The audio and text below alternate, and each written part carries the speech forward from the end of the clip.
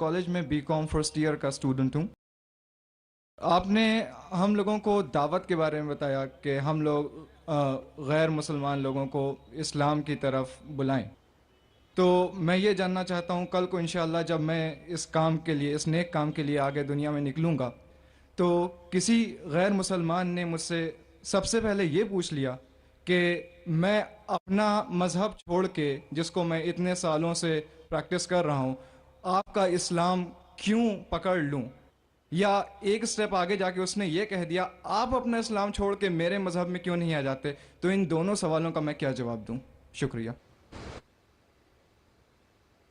بھائی صاحب نے سوال پوچھا کہ اگر کوئی مجھ سے یہ پوچھے گا کہ میں میرا مذہب چھوڑ کے اسلام کیوں قبول کروں، یا آپ اسلام چھوڑ کے میرا مذہب کیوں نہیں قبول کرتے، وہ ایسی مثال ہے کہ ایک سکول اگر حساب میں یہ بچوں کو سکھاتی ہے کہ 2 + 2 5، اور دوسری سکول سکھاتی ہے 2 + 2 4، تب کون سی سکول میں داخل ہوں گے؟ وہ سکول جو حق کی بات کر رہا ہے، لیکن عام انسان کو حساب کے بارے میں پتا ہے کہ 2 + 2 4 ہے اور 2 + 2 5 نہیں ہے۔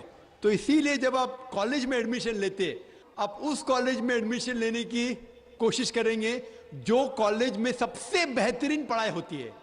اسی طریقے سے آپ اس مذہب میں داخل ہو جس مذہب میں سب سے بہترین انسانیت کے بارے میں کہا گیا ہے۔ اسی لیے میں کہتا ہوں غیر مسلمانوں سے چیلنج کرتا ہوں کہ آپ مجھے اسلام سے اچھا مذہب دکھاؤ اور میں اسلام چھوڑ دوں گا، آپ کے مذہب میں داخل ہو جاؤں گا۔ لوگ کہتے ہیں ذاکر کفر کی بات کر رہا ہے، کفر کی کدھر بات ہے؟ حق کی بات ہے۔ میں جانتا ہوں کہ اسلام سے اچھا مذہب ہے ہی نہیں، کیونکہ اللہ تعالیٰ طریقہ دکھاتے کس طریقے سے دعوت دینا۔ یہ جو آپ کو ہدایت ملتی ہے اللہ کے قرآن سے، اللہ تعالیٰ فرماتا ہے اگر کوئی بھی کہتا ہے کہ اللہ نے بیٹا جنا تو آپ کہو کہ میں سب سے پہلے اس کی سجدہ کروں گا۔ اس کا مطلب نہیں کہ اللہ نے بیٹا جنا، اللہ بیٹا جن ہی نہیں سکتا۔ اگر اللہ بیٹا جنے گا تو میں سب سے پہلا سجدہ کروں گا، یہ قرآن کی آیت ہے۔ تو اسی طریقے سے میں کہتا ہوں اگر آپ اسلام سے بہتر مذہب دکھاؤ مجھے، میں وہ مذہب کو قبول کروں گا۔ اگر آپ اس سے بہتر کتاب میرے سامنے پیش کرتے ہیں تو میں اس کتاب کو چھوڑ کے اس کتاب پہ عمل کروں گا۔ لیکن میں نہیں چاہتا ہوں کہ ہر کوئی مسلمان یہ کہے، کیونکہ یہ دعوتی میدان آپ کا فن نہیں ہے۔ یہ میں کہتا ہوں کیونکہ مجھے مطالعہ ہے۔ تو اس طریقے سے جب ہم کہتے ہیں تعالوا الی کلمۃ سواء بین بینکم، آؤ اس بات کی طرف جو آپ اور ہم میں یکساں ہے، تو اس طریقے سے جب بھی ہم غیر مسلمان سے بات کرتے ہیں تو سب سے بہترین جو آیت میں نے کہا تعالوا الی کلمۃ سواء بین بینکم، آؤ اس بات کی طرف جو آپ اور ہم میں یکساں ہے۔ تو آپ کہیں گے بھائی صاحب آپ ہندو ہے، آپ عیسائی ہے، میں مسلم ہوں، چلو جو ہم میں اختلاف ہے اس کو باجو رکھو، جو آپ اور ہم میں یکساں ہے کم از کم اس کے اوپر تو عمل کرے۔ کیونکہ آپ کو میرے مذہب میں نیا آنے کا مت آؤ، مجھے آپ کے مذہب میں نیا آنے کا ٹھیک ہے، کم از کم جو آپ اور میرے مذہب میں یکساں ہے اس بات کے اوپر تو ہم ایک ساتھ میں عمل کریں گے، اور کوئی بھی نہیں کہے گا کہ نہیں۔ تو قرآن میں اللہ تعالیٰ فرماتے ہیں تعالوا الی کلمۃ سواء بین بینکم، آؤ اس بات کی طرف جو آپ اور ہم میں یکساں ہے۔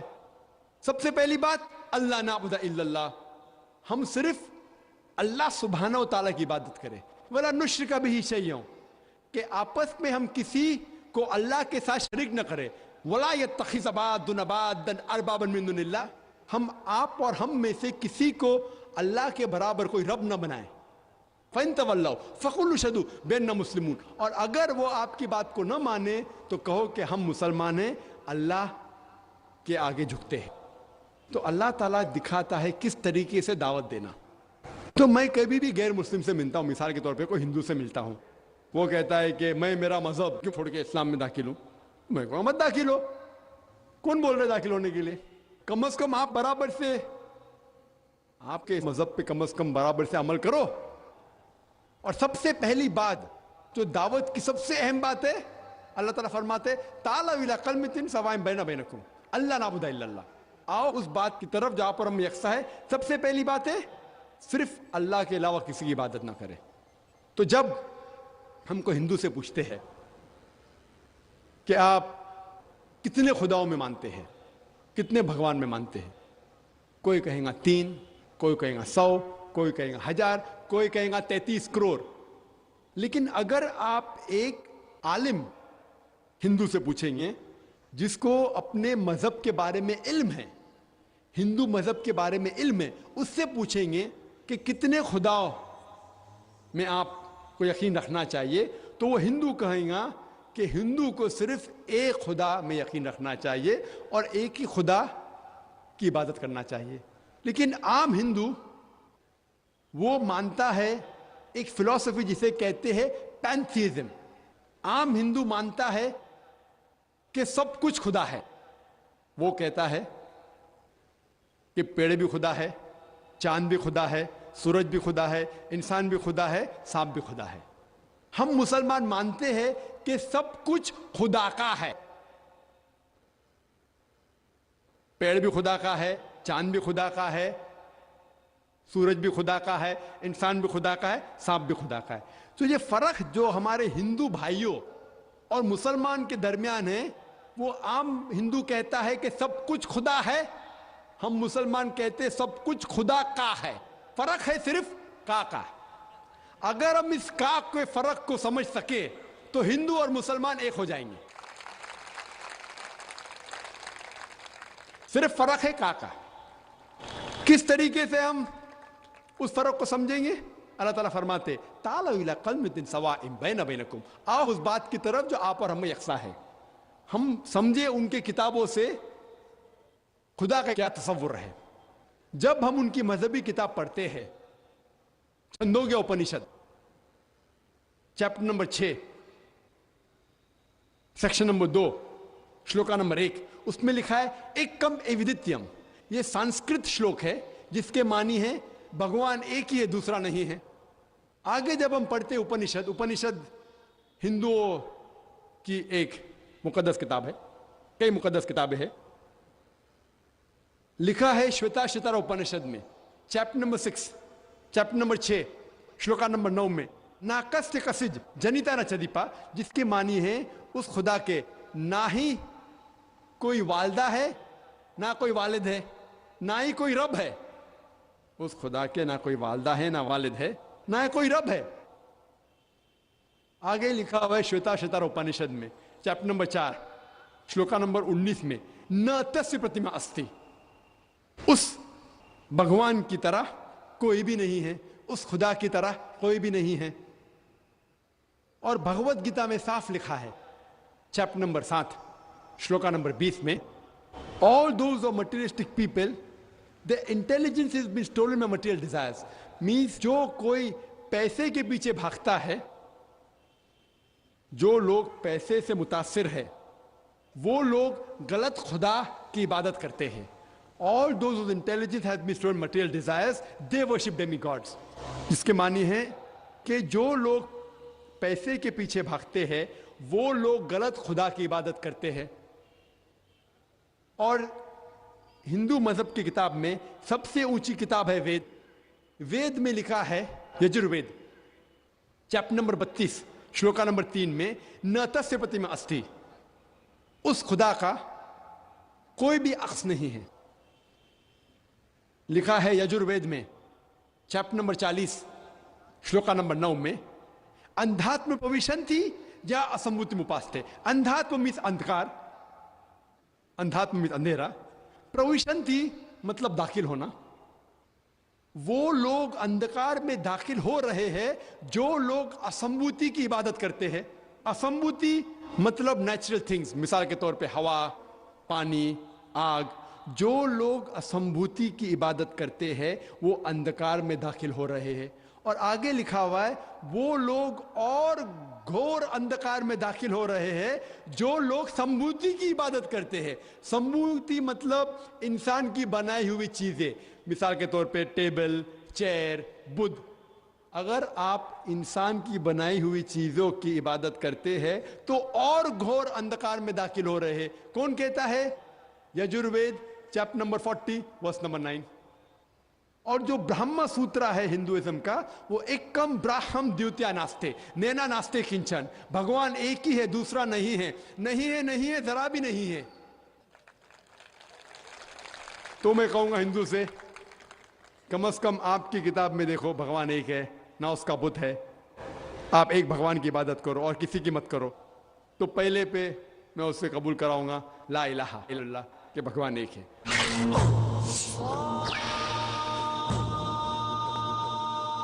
اس کے بعد آتا ہے محمد رسول اللہ، اور میں نے ایک تقریر کی ہے کہ محمد صلی اللہ علیہ وسلم کے بارے میں دیگر مذاہب کے کتابوں میں کیا لکھا ہوا ہے، اور ایک تقریر بھی کی ہے کہ خصوصاً ہندو مذہب کے کتاب میں محمد صلی اللہ علیہ وسلم کا ذکر۔ تو میں اسے یہ ثابت کروں گا، وقت نہیں ہے کہ میں ایک تقریر کروں محمد صلی اللہ علیہ وسلم کے بارے میں ہندو مذہب میں، لیکن محمد صلی اللہ علیہ وسلم کا ذکر ہندو مذہب کی کئی کتابوں میں ہے۔ آپ اگر پڑھیں گے بھوشیہ پرانا پرو 3 پرو 3 کھنڈ 3 ادھیائے 3 شلوکا 5 سے 8 میں محمد صلی اللہ علیہ وسلم کا ذکر ہے۔ بھوشیہ پرانا پرو 3 کھنڈ 3 ادھیائے 3 شلوکا 10 سے 27 تک کے اس کا ذکر ہے محمد صلی اللہ علیہ وسلم کا۔ محمد صلی اللہ علیہ وسلم کا ذکر ہے کنٹب سکتا میں اتھروا وید کتاب نمبر 20 ہم نمبر 127 شلوکا نمبر 1 سے 14۔ محمد صلی اللہ علیہ وسلم کا ذکر کئی جگہ ہندو مذہب کتابوں میں ہے، اور خصوصاً ایک پرانا ہے کل کی پرانا چیپٹر نمبر 2 شلوکا نمبر 4 5 7 9 11 اور 15 میں ذکر ہے کہ ایک کل کی اوتار آئیں گے جس کے ماں کا نام ہے سمتی، جس کے معنی امن، اور ہم جانتے ہیں محمد صلی اللہ علیہ وسلم کی والدہ کا نام تھا آمنہ۔ اس میں لکھا ہے اس کے والد کا نام ہوگا وشنو یاش، مطلب بھگوان کے پوجنے والا، خدا کے پوجنے والا، اور محمد صلی اللہ علیہ وسلم کے والد کا نام تھا عبداللہ۔ اس میں ذکر ہے کہ وہ پیدا ہوں گے سنبھالا میں، سنبھالا مطلب امن کی جگہ، جسے ہم کہتے ہیں مکہ بھی امن کی جگہ ہے۔ اس بھوشیوانی میں لکھا ہوا ہے کہ وہ پیدا ہوں گے 12ویں تاریخ مادھو کے مہینے میں۔ ہم جانتے ہیں محمد صلی اللہ علیہ وسلم پیدا ہوئے 12ویں ربیع اول میں۔ اس میں لکھا ہوا ہے کہ وہ آخری انتم رشی ہوں گے۔ ہم جانتے ہیں محمد صلی اللہ علیہ وسلم آخری نبی ہے، سورہ احزاب سورہ نمبر 33 آیت نمبر 40 میں۔ اس میں کئی پروفیسیز، کئی چیزیں لکھے ہوئے کہ ان کے 4 ساتھیاں ہوں گے جو خلفاء راشدین کے بارے میں، ان کو ایک گھوڑا دیا جائے گا تلوار کے ساتھ۔ ہم جانتے ہیں محمد صلی اللہ علیہ وسلم کو براق دیا گیا تھا، جن نے معراج پہ گئے تھے براق کے ساتھ، اور پوری تقریریں جو 1.5 گھنٹے کی کر سکتے صرف محمد صلی اللہ علیہ وسلم کا ذکر ہندو مذہب کی کتابوں میں۔ تو میں کہوں گا وہ ہندو سے آپ کے مذہب میں لکھا ہوا کہ انتم رشی آنے والے ہیں، اور محمد صلی اللہ علیہ وسلم کا ذکر نام محمد سے ہے، احمد سے بھی ہے کئی جگہ پہ۔ اتر چک منترا نمبر 1500 آپ اگر پڑھیں گے یجوروید چیپٹر 31 ورس نمبر 18 ان کا ذکر ہے۔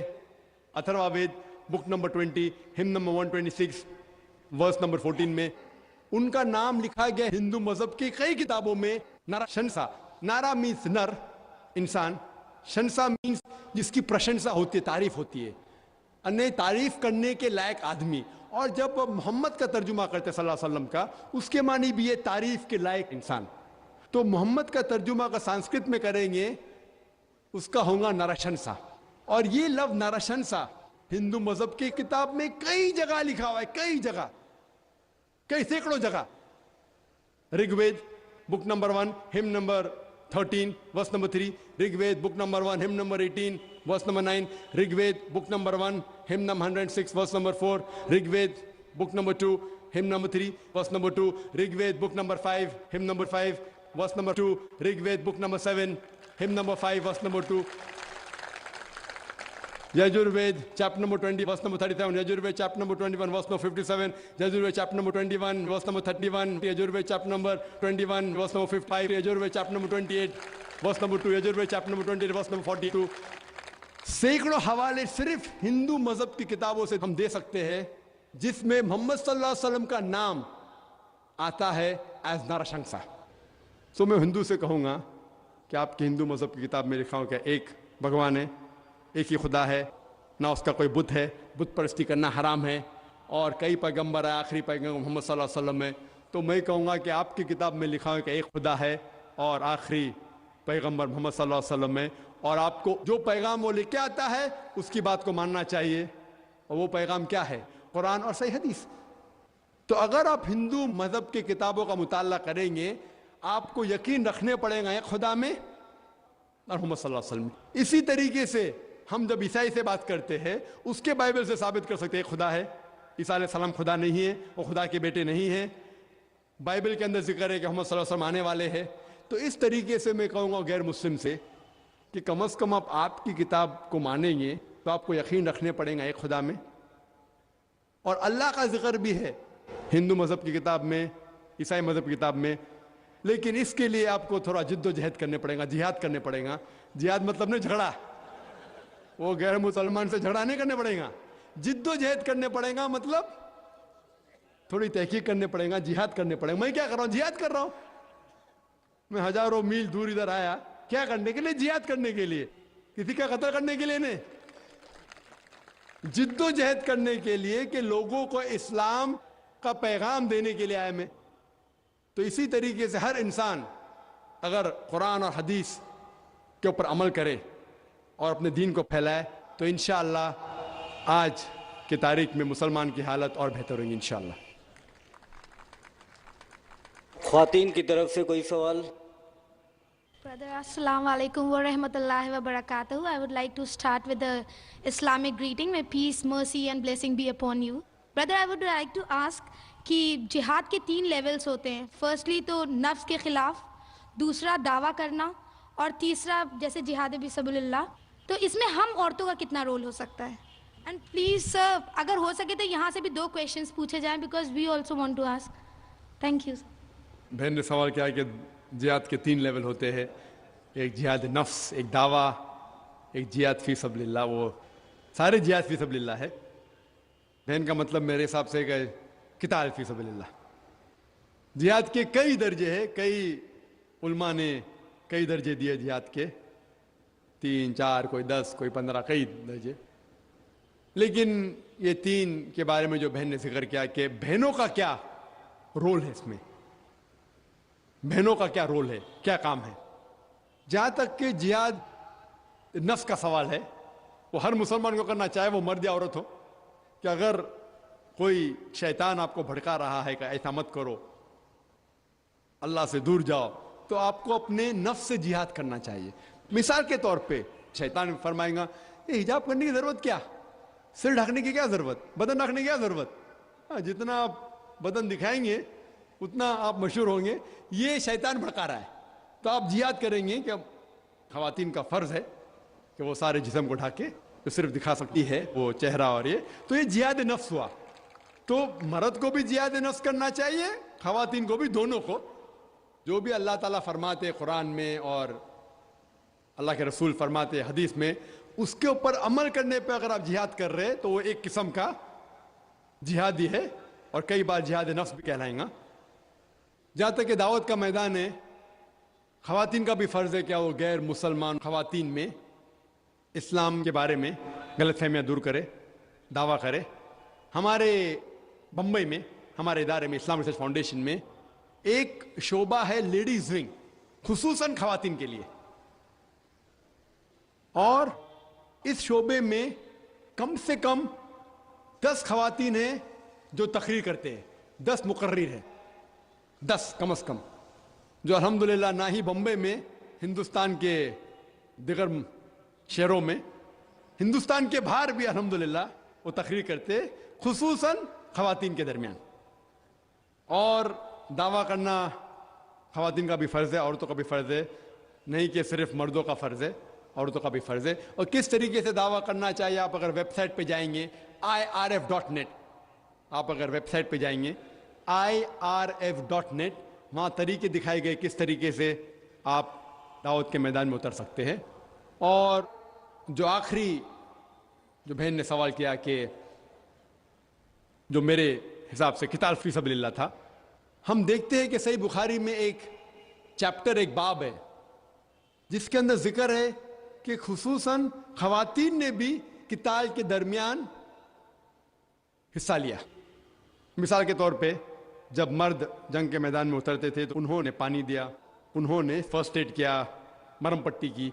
اور ایک واقعہ ہے جس کا ذکر ہے जंग उहद के दरमियान जब दुश्मनों ने मोहम्मद सल्लल्लाहु अलैहि वसल्लम को घेरा तो कुछ साहबा मोहम्मद सल्लल्लाहु अलैहि वसल्लम के साथ थे और एक साहबिया भी थी जिसका नाम था नसीबा रदियल्लाहु अन्हा, और बाकी साहबा के साथ ये खवातीन साहबिया थी।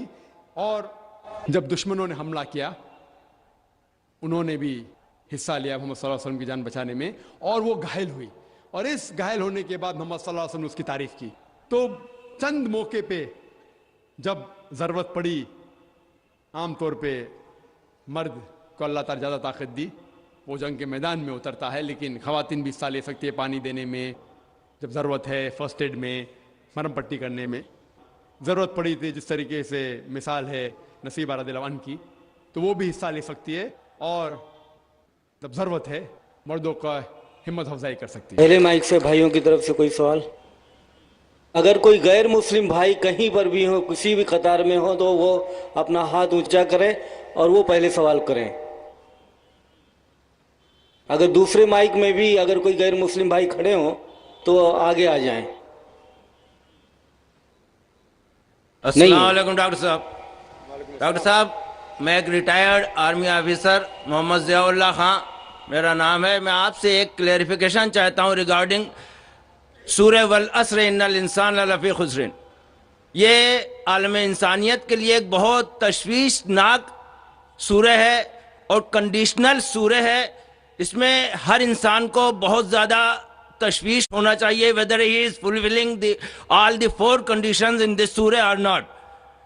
इसमें इसकी तफसीर में अभी आपने फरमाया वतवासो बिल हक के लिए आपने फरमाया कि गैर ईमान वालों में ईमान की दावत। बेशक ये सच है कि ला इलाहा इल्लल्लाह सबसे बड़ा हक है, लेकिन मैं यहाँ आपसे ये क्लेरिफाई करना चाहता हूँ कि अमंग ऑल द मुस्लिम्स इतनी ज़्यादा तादाद अल्हम्दुलिल्लाह मुसलमानों की है, लेकिन वो आमिल सालिहात से दूर हैं, अल्लाह के अहकामात से दूर हैं। अगर उनको अल्लाह के इन अहकामात पे आमिल सालिहात की दावत दी जाए तो whether this fulfil the condition of वतवासो bill हक और नॉट।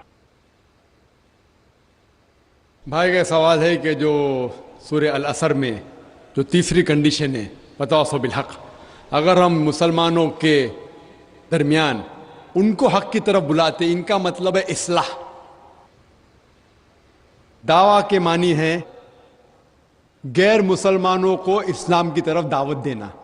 दावत की मानी दोनों तरीके से लिया जाता है, गैर मुस्लिम में भी बात करना, मुस्लिम में भी बात करना। लेकिन अगर हम एक स्पेसिफिक खुसूसन लफ्ज इस्तेमाल करना चाहते हैं तो जब हम गैर मुसलमानों से बात करते हैं उसे कहते हैं अरबी में दावत, और जब मुसलमानों से इस्लाम की बात करते हैं उसे कहते हैं इस्लाह।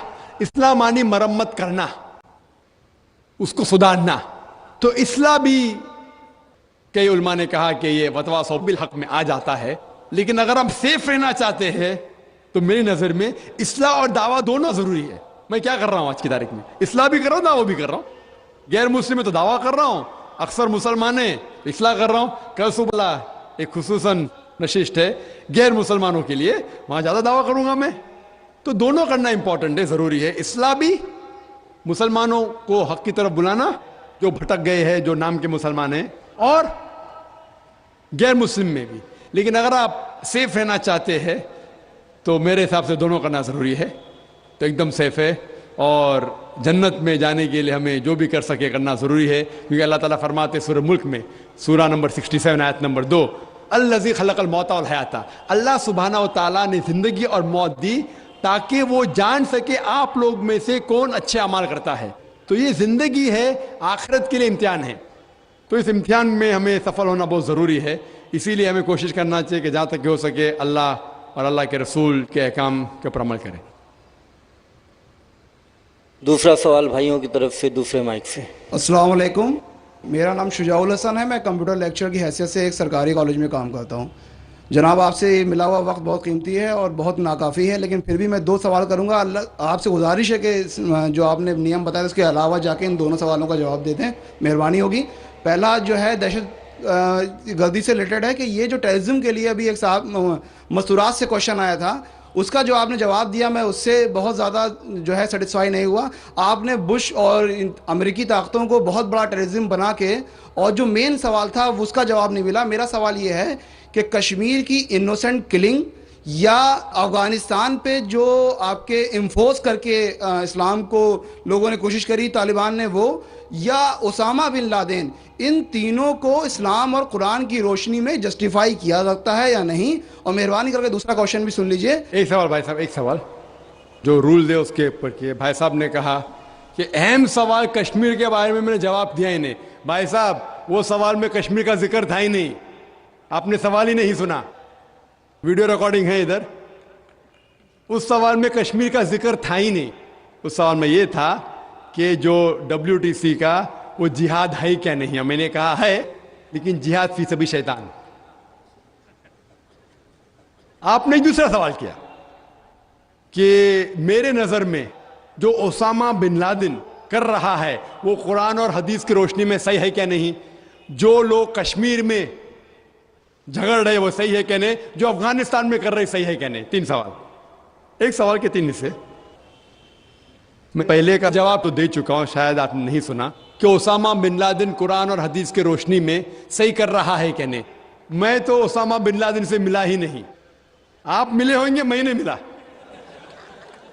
اللہ تعالیٰ فرماتے سورہ حجرات میں سورہ نمبر 49 آیت نمبر 6 میں, جب بھی کوئی آپ کو انفارمیشن کوئی چیز معلوم پڑتی ہے, خصوصاً اگر فاسق کے ذریعے ہے, تو اس کی تحقیق کرو. مجھے پتا نہیں, جو یہ CNN کہہ رہی ہے کہ اسامہ بن لادن نے WTC کو گرایا, اسامہ بن لادن تو کہتا میں نہیں گرایا. تو نہ میں اسامہ بن لادن سے ملا, تو میں یہ بھی نہیں کہتا اسامہ بن لادن قرآن حدیث پہ ہے یا نہیں ہے. اللہ عالم, اللہ عالم. اگر ہے تو جنت میں جائے گا, نہیں ہے تو نہیں جائے گا. مجھے ضروری نہیں کہ اسامہ بن لادن سے ملنا میرا فرض ہے, ٹھیک ہے نا. وہ آخرت کے دن میں فیصلہ ہو جائے گا. اللہ تعالیٰ آپ سے بھی نہیں پوچھے گا کیا وہ مجاہد تھا کہ دہشت گرد تھا. وہ اللہ تعالیٰ فیصلہ کریں گے. سوال نمبر 2 کہ کشمیر میں جو لوگ جھگڑ رہے ہیں کیا وہ قرآن اور حدیث کے روشنی میں ہے کیا نہیں. میں کشمیر میں لاسٹ ایئر 2003 میں تقریباً 1 سال پہلے گیا تھا. آپ دیکھتے کہ کشمیری لوگ الگ الگ وجہ کے لیے جھگڑ رہے ہیں. اگر وہ وجہ قرآن اور حدیث سے صحیح ہے تو صحیح وجہ, اگر خلاف ہے تو خلاف ہے. یہ کہنا کہ سارے کشمیر قرآن حدیث کے اوپر ہے یا سارے کشمیر نہیں ہے, یہ بالکل غلط ہے. کچھ لوگ قرآن اور حدیث کے روشنی میں جدوجہد کر رہے ہوں گے تو صحیح جہاد کر رہے, کچھ لوگ اپنے ذاتی فائدے کے لیے ایک دوسرے کا قتل کر رہے, وہ بالکل غلط ہے. تو ہم دیکھتے ہیں کہ کئی بار کئی لوگ اپنے ذاتی فائدہ اپنا بنا لیتے ہیں. تو میں یہ نہیں جانتا ہوں خصوصاً کون کشمیری کیا کر رہا ہے. تو اسی لیے یہ کشمیر عام لوگ قرآن حدیث پہ عمل کر رہے کیا نہیں, آپ کو اس سے پوچھنا چاہیے جو پالیٹکس کے اندر ایک ماہر ہے. اللہ تعالیٰ فرماتے سورہ نحل میں سورہ نمبر 16 آیت نمبر 43, اور اللہ تعالیٰ فرماتے سورہ نمبر 21 آیت نمبر 7 میں فَاسْأَلُوا أَهْلَ الذِّكْرِ إِن كُنتُمْ لَا تَعْلَمُونَ. اس سے پوچھو جو اس فن کا ماہر ہے.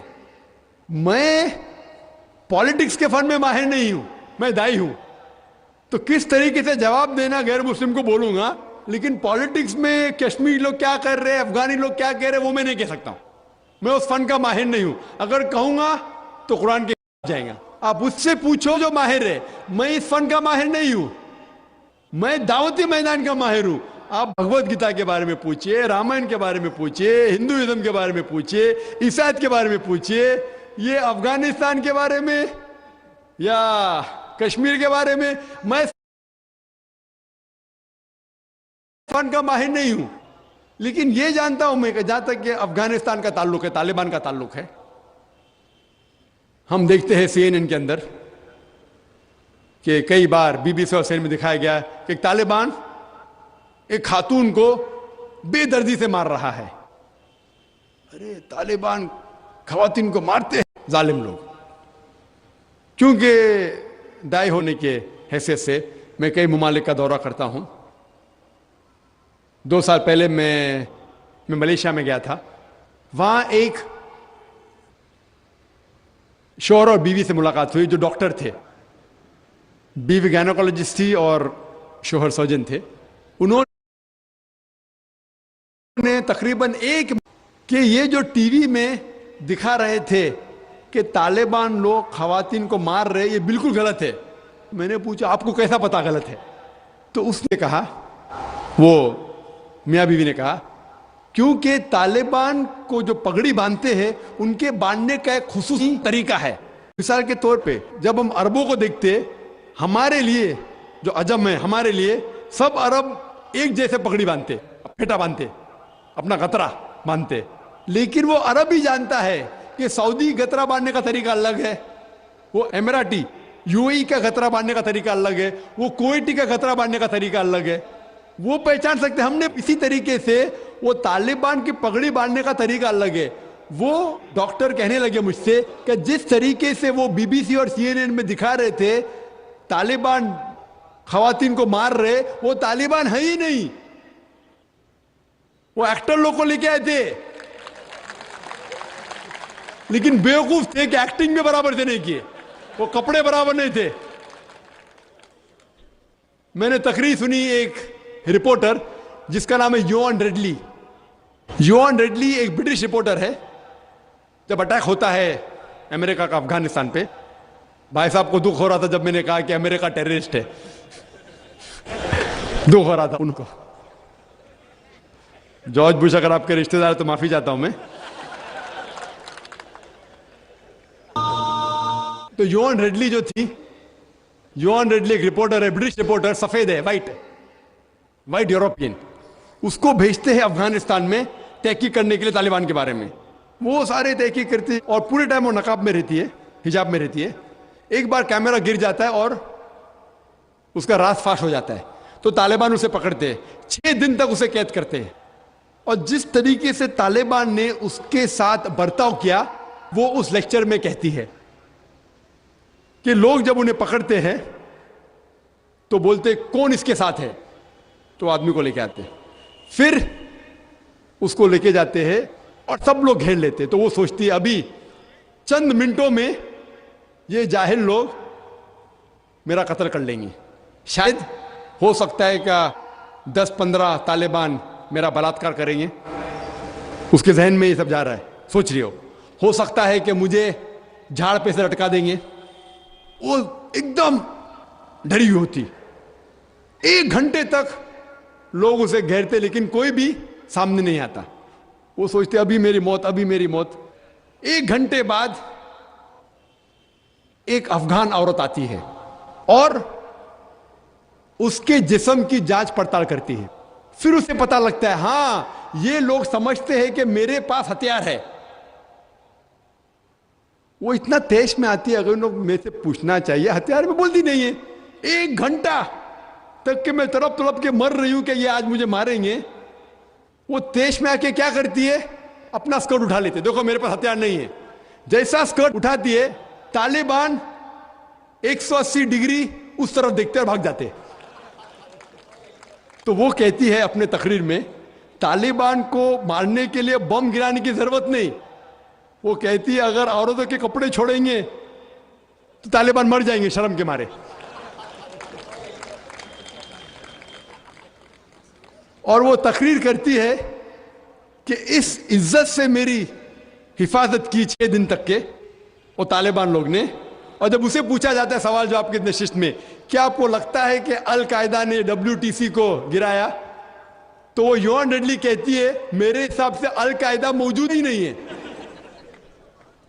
ये उसका कहना है, मेरा कहना नहीं। और जब उसे आजाद किया जाता है 6 दिन के बाद, और जब बाकी रिपोर्टर्स पूछते आपके साथ क्या सलूक किए, तो उन्होंने कहा इतना अच्छा हुस्न सलूक किए कि रिपोर्ट के अंदर ही नहीं आया। और उसने सिर्फ ये वादा दी थी कि मैं इंग्लैंड जाके वापस से कुरान मजीद का तर्जुमा पढ़ूंगी। तो वो जाती है और चंद महीने बाद कुरान का तर्जुमा पढ़ती है और उसके बाद वो इस्लाम कबूल करती है।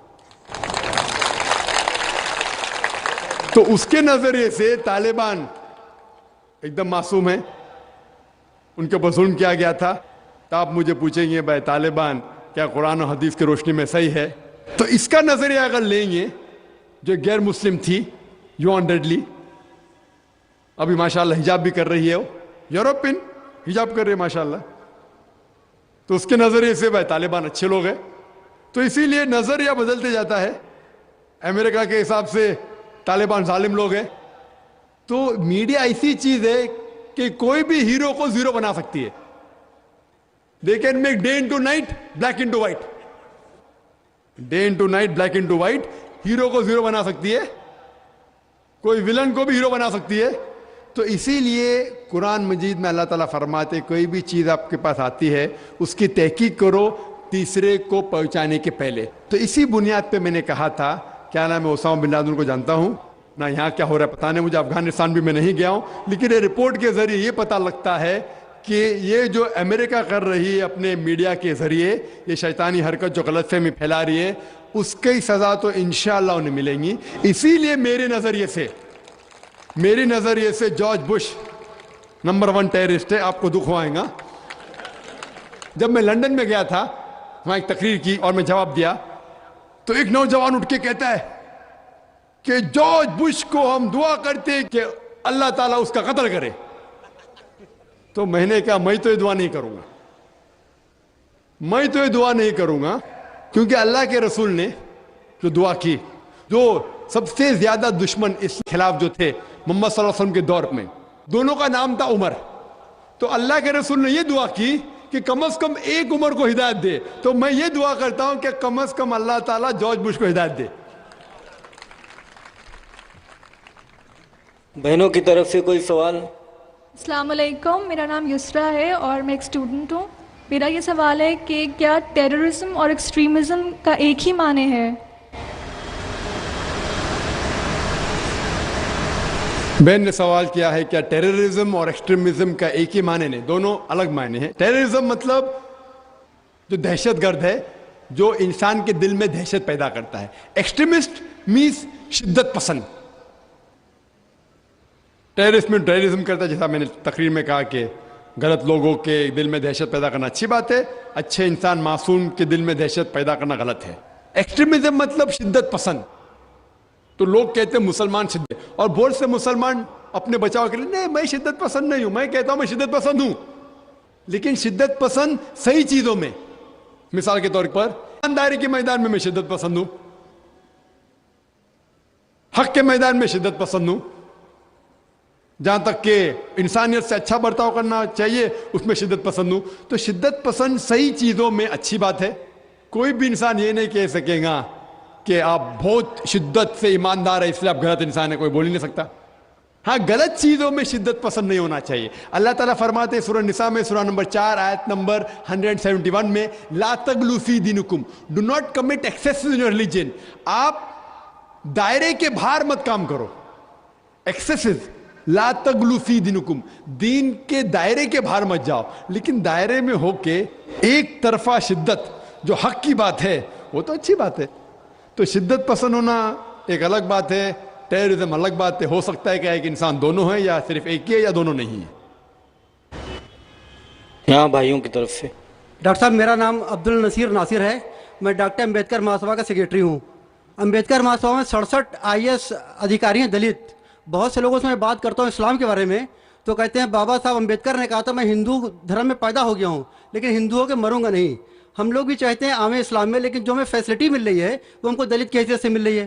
کیا دلت جو ہے اسلام قبول کر لے اور نام اپنا نہ تبدیل کرے اور ختنہ نہ کرائے، کیا ممکن ہے یہ؟ بھائی صاحب نے سوال کیا کہ دلت، بابا امبیڈکر صاحب کی کتاب میں پڑھ چکا ہوں. آپ بالکل صحیح فرماتے کہ بابا صاحب امبیڈکر، ڈاکٹر بابا صاحب امبیڈکر، ان نے جب دیگر مذاہب کی تحقیق کی سب سے بہترین مذہب انہیں لگا اسلام. افسوس کی بات ہے کہ ہم مسلمانوں نے کھلے عام انہیں قبول نہیں کیا، اس لیے انہوں نے دوسرا بہتر مذہب بدھزم کو قبول کیا. آپ کا سوال ہے کہ دلت اگر کہتے ہیں کہ ہم اسلام قبول کریں اور نام نہیں بدلے تو کیا یہ جائز ہے، اور ختنہ نہ کرے جائز ہے؟ نام بدلنا اسلام میں فرض نہیں ہے. نام بدلنا اسلام میں فرض نہیں ہے. اگر آپ کا نام شرکانہ نام ہے تو بدلنا فرض ہے، ورنہ نام بدلنا فرض نہیں ہے. آپ کا پرانا نام پرکاش ہو یا جان ہو نام بدلنا فرض نہیں ہے. کئی آپ دیکھیں گے صحابہ نے نام نہیں بدلے, تو نام بدلنا فرض نہیں ہے. اگر کوئی شخص کہتا ہے کہ میں اسلام قبول کرتا ہوں, نام نہیں بدلنا چاہتا ہوں, بالکل جائز ہے. آپ کا دوسرا سوال, کیا ختنہ کرنا فرض ہے؟ ختنہ کرنا فرض نہیں, سنت موقدہ ہے, مستحب ہے, اچھی بات ہے, لیکن فرض نہیں. وہ ہمارے ہندوستان میں سرٹیفکیٹ دینے کے لیے ختنہ کرنا فرض ہے ہندوستان میں. آپ باہر جائیں گے تو ختنہ کرنا فرض نہیں, لیکن ختنہ کرنا اچھی بات ہے, بہترین ہے الحمدللہ, لیکن فرض نہیں ہے. یہ سنت ہے, کرنا اچھی بات ہے. تو اگر کوئی شخص کہتا ہے کہ میں اسلام قبول کروں گا, نام نہیں بدلوں گا اور ختنہ نہیں کہوں گا, تو میں کہوں گا اہلاً و سہلاً.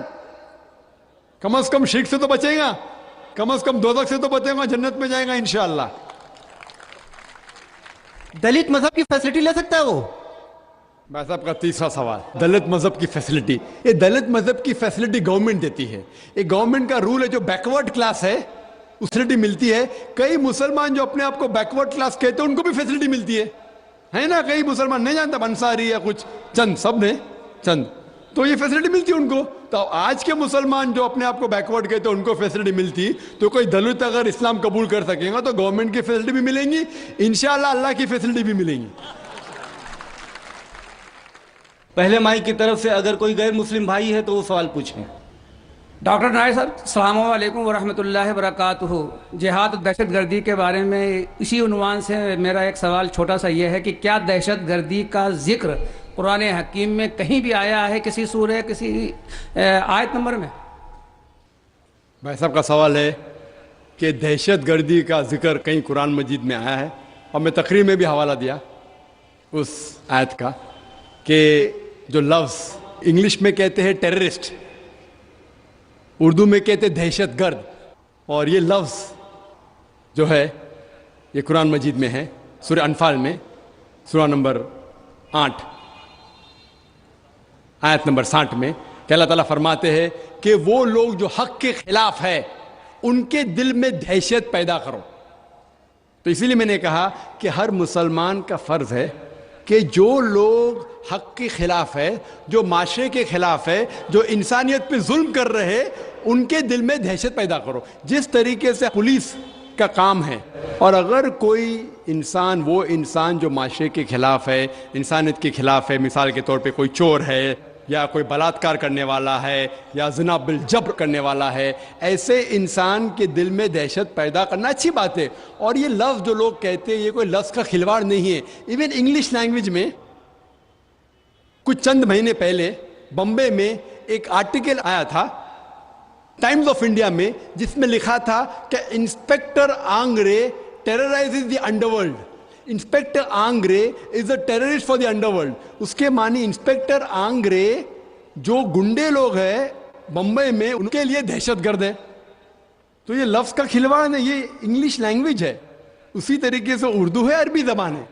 تو اس لیے میں نے کہا کہ اللہ تعالیٰ فرماتے ہیں کہ جو لوگ حق کے خلاف ہے ان کے دل میں دہشت پیدا کرنا اچھی بات ہے, لیکن عام طور پہ دہشت گرد آج کی تاریخ میں اسے کہتے ہیں جو معصوم انسانوں کے دل میں دہشت پیدا کرتا ہے. اس پس منظر میں, اس تعلق سے کوئی بھی مسلمان, کوئی بھی معصوم انسان کے دل میں دہشت کبھی بھی نہیں پیدا کرنا چاہیے. امید ہے کہ سوال کا جواب ہے. بہنوں کی طرف سے کوئی سوال؟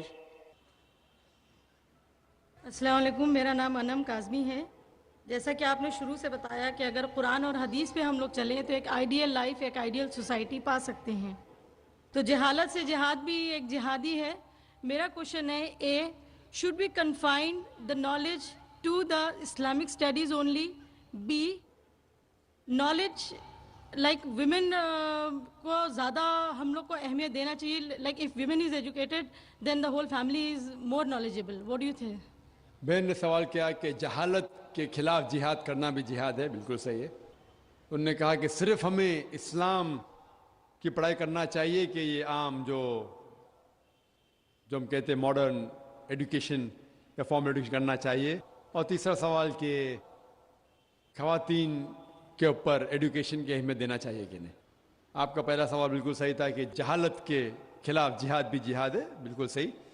اور سب سے پہلا جو پیغام اللہ سبحانہ و تعالیٰ انسانیت کو دیتے قرآن مجید میں، وہ یہ نہیں کہ نماز پڑھو، حج کے لے جاؤ یا زکوٰۃ دو. سب سے پہلا پیغام اللہ تعالیٰ دیتے ہیں سورہ اقرا میں، اقرا، پڑھو. اور صرف مردوں کے لیے نہ، عورت کے لیے بھی ہے. تب کا تیسرا سوال کہ خواتین کو ہونا چاہیے. اور اللہ کے رسول فرماتے ہیں it is obligatory on every Muslim man or woman to acquire knowledge. ہر مسلمان پہ فرض ہے، چاہے وہ مرد یا عورت ہو، کیا وہ علم حاصل کرے. تو علم حاصل کرنا ہر مسلمان کے لیے فرض ہے. اور اللہ کے رسول نے کہا کہ آپ اپنے بچوں کو علم دو، خصوصاً لڑکیوں کو، کیونکہ اس وقت جہالت میں لڑکیوں کا قتل کیا جاتا تھا. قرآن نازل ہونے کے پہلے جب لڑکی پیدا ہوتے تھے تو زندہ دفنا دیا جاتا عرب ممالک میں. تو خصوصاً عورتوں کو، لڑکیوں کو تو علم حاصل کرنا فرض ہے ہر مسلمان کے لیے. جہالت کے خلاف جہاد کرنا فرض ہے، اور عورتوں کے لیے بھی. جو آپ کا دوسرا سوال ہے، جو آخری سوال ہے، کیا ہمیں اسلام کے علاوہ باقی دنیائی علم حاصل کرنا چاہیے کہ نہیں؟ بے شک کرنا چاہیے. کیوں نہیں کرنا چاہیے؟ علم دو قسم کی ہوتی ہے، دینی علم قرآن اور حدیث کی روشنی میں، اور دنیائی علم بھی، یہ بھی ضروری ہے. اور کئی قرآن کے آیت کو سمجھنے کے لیے یہ دنیائی علم بھی ضروری ہے. اسی لیے قرآن مجید فرماتا ہے سورہ نحل میں سورہ 16 آیت نمبر 43، فَاسْأَلُوا أَهْلَ الذِّكْرِ إِن كُنتُمْ لَا تَعْلَمُونَ. اگر آپ نہیں سمجھتے تو ان سے پوچھو جس کے پاس علم ہے. اسی لیے ہم نے بمبئی میں ایک اسکول قائم کی جس کا نام ہے اسلامک انٹرنیشنل اسکول. یہ ایک علیحدہ اسکول ہے، 2 زبانوں میں اس کا میڈیم آف انسٹرکشن ہے، ایک انگلش اور دوسرا عربی ہے. ہم جب بچوں کا داخلہ کرتے 3 سال کی عمر میں ہمارے اسکول میں بمبئی میں، ان کو دونوں زبان سکھاتے ہیں، انگریزی زبان اور عربی زبان.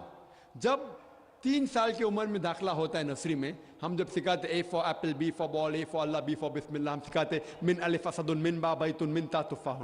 کیونکہ مسلمانوں کو عربی جاننا بہت ضروری ہے. مجھے پتا ہے کہ میں دائی ہوں، میں عربی زبان نہیں جانتا ہوں، شوئے تھوڑا بہت سمجھ لیتا ہوں. اسی لیے میں چاہتا ہوں کہ میرے بچوں کو میں عربی سکھاؤں. یہ اسکول میں الحمدللہ ہم سب سے بہترین انگریزی علم دیتے ہیں، اور ہم کہتے ہیں کہ یہ عام جو کانوینٹ اسکول ہے ان سے فار سپیریئر انشاءاللہ ہم دیتے ہیں. اس کے ساتھ ساتھ اسلامک تعلیم بھی دیتے ہیں. ہمارے اسکول کے اندر قرآن حدیث سکھایا جاتا ہے، حدیث فقہ، ساتھ ساتھ دعوت سکھایا جاتا ہے، حفظ بھی ہے. لیکن ہم جب اسلام سکھاتے ہیں، ہم اسلام عربی زبان میں سکھاتے ہیں، انگریزی اردو میں نہیں. تو حدیث بھی سکھاتے ہیں عربی زبان میں، قرآن کی تفسیر بھی ہوتی ہے عربی میں، اردو میں نہیں. کیونکہ ہم چاہتے ہیں کہ ہمارے بچے عربی میں بھی ماہر ہو. عربی ایک وقت تھا جو عربی زبان سب سے بہترین زبان، انٹرنیشنل لینگویج کہلاتی تھی. اگر آپ کو سائنس کے بارے میں سیکھنا ہے، وہ غیر مسلم کو بھی مجبوراً عربی سیکھنا پڑتا تھا اگر سائنس کے بارے میں تحقیق کرنا چاہتا تو. آج کی تاریخ میں انگریزی زبان انٹرنیشنل لینگویج ہے. انشاءاللہ عربی پھر سے انٹرنیشنل لینگویج ہوں گی. تو آپ جب دیکھیں گے ہمارے بچے 5 سال 6 سال کے بچے 1 سال 2 سال میں جس طریقے سے عربی زبان بات کرتے ہیں، ماشاءاللہ گفتگو کرتے ہیں. تو یہ جو اسکول ہم نے قائم کی بمبئی میں، اسلامک انٹرنیشنل اسکول، اس کا مقصد ہے کہ دین اور دنیائی علم ساتھ ساتھ بہترین پیمانے پہ اس کو انشاءاللہ بچوں میں دینا. لیکن انٹرویو پاس کرنا مشکل ہے. لاسٹ ایئر 800 اپلیکیشن میں صرف 75 لوگ کو ایڈمیشن ملی. اس سال 625 اپلیکیشن میں سے صرف 60 لوگ کو ایڈمیشن ملی. تو ایڈمیشن ملنا مشکل ہے. اور ہمارے جو انٹرویو ہے کافی کٹھن ہے. ہم انٹرویو والدہ کا بھی لیتے ہیں، والد کا بھی لیتے ہیں، بچے کا بھی لیتے ہیں. اور انٹرویو میں والد اور والدہ کو 2 انٹرویو دینے پڑتے ہیں، کم از کم 2-3 گھنٹے کے، بچوں کو 3 سے 4. اور ہم تحقیق کرتے ہیں کہ کون لوگ ہمارے اسکول کے لائق ہے. اللہ کا فضل ہے، الحمدللہ ثم الحمدللہ. سب سے مہنگی اسکول ہونے کے باوجود لائن لگی ہے ایڈمیشن کے لیے. آپ اچھی تعلیم دو، لوگ آپ کے پاس بھاگتے ہوئے آئیں گے. پہلی سال میں الحمدللہ گرو کی بات ہے، فخر کی بات ہے کہ منسٹر کے فون آئے ایڈمیشن کے لیے. मिनिस्टर के फोन है। खुशी की बात है कि लोग चाहते हैं अपने बच्चों को इस स्कूल में डालें। और इस साल हमने, हमारे बम्बई में स्कूल, ये चौथा साल है बम्बई में स्कूल, इस साल हमने ऐसी स्कूल का एक ब्रांच शुरू किए चेन्नई के अंदर, मद्रास में। और अल्हम्दुलिल्लाह चेन्नई में भी माशाल्लाह पहले साल में 550 एप्लीकेशन आए, सीट थे लगभग 90, अल्हम्दुलिल्लाह। तो ऐसे कई स्कूल, सैकड़ों स्कूल आना चाहिए, सिर्फ हिंदुस्तान में नहीं सारी दुनिया में, जिसका दारो मदार दोनों है, दीनी इल्म भी और दुनियाई इल्म भी। तो क्या बच्चा जब स्कूल से फारिग होगा, वो चाहे तो डॉक्टर बन सकता है, इंजीनियर बन सकता है, पर डॉक्टर बनेगा तो अच्छा मुस्लिम डॉक्टर बनेगा, इंजीनियर बनेगा अच्छा मुस्लिम इंजीनियर बनेगा। तो 10वीं पास करने के बाद वो डॉक्टर भी बन सकता है, इंजीनियर भी बन सकता है, मुहद्दिस भी बन सकता है, मुफस्सिर भी बन सकता है। उम्मीद है कि कम से कम वो 10वीं जब फारिग होगा तो कम से कम जो आम आलिम जो मदरसे से फारिग होते, कम से कम उतना इल्म, हमारी उम्मीद है। कई लोग नाराज होते जब मैं कहता हूं कि इंशाअल्लाह हमारे स्कूल में से जब बच्चा फारिग हुआ कम से कम एक आम आलिम बनेगा, तो नाराज होते हैं, कैसा हो सकता है? कोशिश है, अल्लाह साथ है तो इंशाअल्लाह क्यों नहीं हो सकता है। और बंबई के अंदर एक मिसाल दूं मैं, हर साल एक किरात का कंपटीशन होता है जो हिंदुस्तान लेवल पे जितने मदारिस है उनके बच्चे उसमें हिस्सा ले सकते हैं। कभी हैदराबाद में होता है, कभी इधर होता है, इस वक्त हुआ मुंबई में। और हमारे स्कूल को सिर्फ 3-3.5 साल हुए, 34 साल है। कुछ बच्चे 1 साल है, कुछ बच्चे 1.5 साल रह चुके, कुछ बच्चे 2 साल रह चुके। और सारे हिंदुस्तान के बच्चों में अल्हम्दुलिल्लाह सुम्मा अल्हम्दुलिल्लाह किरात कंपटीशन में हमारा जो एक 3री स्टैंडर्ड का बच्चा वो 2रे नंबर पे आया, और 4थी स्टैंडर्ड का बच्चा 3रे नंबर पे आया। और जो पहले नंबर पे आया वो दूसरे मदारिस का था जो 9वीं स्टैंडर्ड में पढ़ रहा था। हमारे वहाँ 9वीं है ही नहीं। तो ये फख्र की बात है अल्हम्दुलिल्लाह, हमारे बच्चे जो 2nd और 3rd के बच्चे जो थे वो 9वीं 10वीं बच्चे से कॉम्पीट करके अल्लाह के फजल से 2रे और 3रे नंबर पे आए। तो हमें उम्मीद है कि अल्लाह ताला हमारे साथ है। तो इंशाअल्लाह हमारे स्कूल में हिफ्ज़ भी है, हाफिज़ा भी होता है, जो हिफ्ज़ में ज़हीन है। तो इस तरीके से और स्कूल सारे हिंदुस्तान के शहरों में होना चाहिए ताकि हमें दोनों पे महारत रहे, इस्लामी इल्म पे भी और दुनियाई इल्म पे भी। जब हम देखते हैं ये क्रिश्चियन ईसाई प्रीस्ट जब दुनिया में बाहर निकलता, लोग उसकी इज्जत करते, लोग फख्र से देखते हैं। अफसोस की बात है कि इस्लाम में ऐसा नहीं है। इसीलिए हम ऐसे स्कूल कायम करें जो दोनों इल्म दे, दुनियाई भी और दीनी भी, ताकि इंशाअल्लाह हम सही तरीके से बच्चों को इल्म दे सके। Hope that answers the question.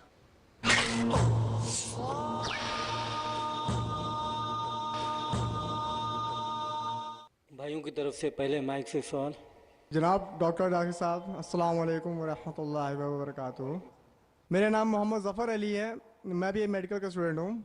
मेरा क्वेश्चन ये है कि आपने कहा कि अगर किसी गैर मुस्लिम भाई को अगर हम दावत देते हैं तो प्यार और मोहब्बत और सब्र से करें, हम कोई भी चीज़ अगर उनको कहें तो ये बताया। हमने एक बार ऐसी बात हुई थी शिर्क के बारे में कि बुत परस्ती और ये सब चीज़ के बारे में, तो उन्होंने हमसे एक सवाल कर दिया कि काबा शरीफ भी एक पत्थर से बना हुआ है, तो हम लोग सिजदा उसी की तरफ करते हैं, तो क्या ये, इसके बारे में हमें उनको क्या जवाब दूँ?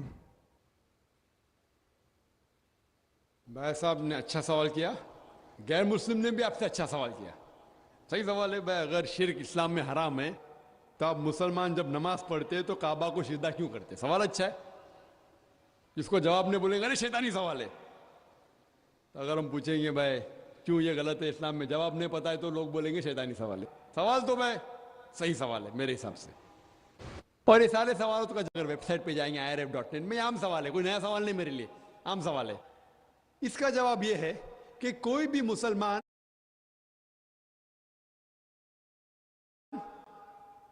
इबादत नहीं करता।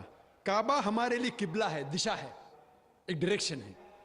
हम मुसलमान हम यकसानियत में मानते हैं, कांग्रेगेशन में मानते हैं। के तौर पे अगर हमें यहाँ नमाज पढ़ना है तो कोई शख्स कहेगा कि पूरब की तरफ देखो, कोई कहेगा पश्चिम की तरफ, कोई कहेगा साउथ, कोई नॉर्थ, कोई ईस्ट, कोई वेस्ट, किस तरफ हम देखें। तो अल्लाह ताला फरमाते सूरह बकरा में, जहां भी आप है काबा की तरफ देख के नमाज पढ़ो। काबा एक दिशा है, हमारे लिए किबला है। और जब सबसे पहले सारी दुनिया का नक्शा जो ज्योग्राफी वर्ल्ड मैप बनाई वो मुसलमानों ने, अल इदरीसी ने 1154 में 1154 में। और जब मुसलमान ज्योग्राफी वर्ल्ड मैप बनाते थे तो साउथ पोल ऊपर था और नॉर्थ पोल नीचे था और काबा बीच में था। ये वेस्टर्नर्स अंग्रेज लोग आए और मैप को उल्टा किया, नॉर्थ पोल ऊपर साउथ पोल नीचे, बट फिर भी अल्हम्दुलिल्लाह काबा सेंटर में ही है, बीच में ही है। दुनिया के कोई भी हिस्से में आप है, काबा की तरफ देख के आप नमाज पढ़ो। हम जब मक्का जाते हैं उम्रा के लिए या हज के लिए तो हम काबा के गोल तवाफ करते हैं, काबा के गोल तवाफ करते, सर्कमएम्बुलेट, क्योंकि अल्लाह का हुक्म है, अल्लाह के रसूल का हुक्म में करते हैं। लेकिन लॉजिकली सोच सकते हैं कि हर दायरे का, हर सर्किल का एक ही सेंटर है, एक ही बीच का ऐसा सेंटर एक है। तो हम जब तवाफ करते हैं, गिर्द घूमते हैं, ये तस्लीम कर रहे हैं कि अल्लाह एक है, इसलिए हम तवाफ करते हैं। और जो हजरत उमर रदियल्लाहु अन्हु ने कहा काबा के बारे में, संग अस्वद के बारे में, वो सारी गलतफहमी दूर कर लेता है। हजरत उमर रदियल्लाहु अन्हु कहते हैं, सही बुखारी में जिक्र है, वॉल्यूम नंबर 2 किताब अल हज चैप्टर नंबर 56 हदीस नंबर 675 में हजरत उमर फरमाते हैं रदियल्लाहु अन्हु कि ये संग अस्वद, ये काला पत्थर, ना मेरे लिए कोई अच्छा काम कर सकता है ना बुरा, ना मेरे लिए बुरा है ना मेरे लिए अच्छा है, क्योंकि मेरे रसूल ने इसको चूमा इसलिए मैं चूम रहा हूं, नहीं तो ये काला पत्थर ना मेरे लिए कोई भलाई कर सकता है ना बुराई कर सकता है। ये अल्फाज दूसरे खलीफा हजरत उमर रदियल्लाहु अन्हु के काफी है इंसानियत को बताने के लिए कि हम काबा को नहीं पूछते। और एक तो नुक्ता हम गैर मुस्लिम से कह सकते हैं, और जो मैं अक्सर कहता हूं कि मोहम्मद सल्लल्लाहु अलैहि वसल्लम के दौर में कई साहबा काबा पे खड़े होकर आजान देते थे। मैं ये पूछना चाहता हूं, कोई भी बुत की इबादत करने वाला जो बुत की इबादत करता है उसके ऊपर कभी भी खड़े नहीं रहेंगे। तो आज काबा पे खड़े होकर हजरत बिलाल रज़ियल्लाहु अन्हु वो काबा पे खड़े होकर आजान देते थे।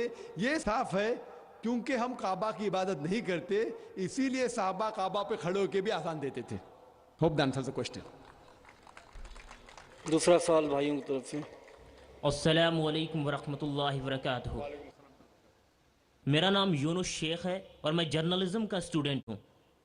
हज़रत से जिहाद के टॉपिक पर एक सवाल ये है कि हमारा मुल्क है, हमारे यहाँ भी बहुत ज़्यादा दहशतगर्दी बढ़ी हुई है और इस्लाम कहता है कि हुब्बुल वतनी का जो जज्बा है इस्लाम उसकी बहुत ताकीद करता है। और हमारे यहाँ के कुछ लोग हैं जो हमारे नौजवानों को जिहाद के नाम पर भड़काते हैं और कहते हैं कि अल्लाह का काम है, अल्लाह के अहकाम के लिए आगे आओ, और अपने मुल्क से गद्दारी के लिए उन्हें उकसाते हैं।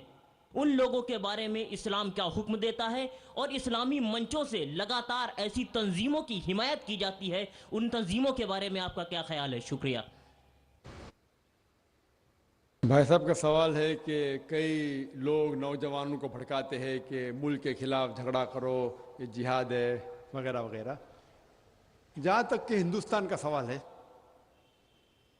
हिंदुस्तान के कॉन्स्टिट्यूशन में, इस मुल्क के कॉन्स्टिट्यूशन में हर हिंदुस्तानी का हक है कि वो कोई भी मजहब के ऊपर अमल कर सकते और उसकी दावत दे सकता है। ये चंद मुमालिक में ऐसा कॉन्स्टिट्यूशन में लिखा, और हिंदुस्तान इन मुमालिक में से एक है जिसके कॉन्स्टिट्यूशन में it is the birth right of every citizen of India to follow, propagate and preach his religion. कोई भी हिंदुस्तानी कोई भी मजहब को फॉलो कर सकता है और उसकी दावत दे सकता है, यह हक है।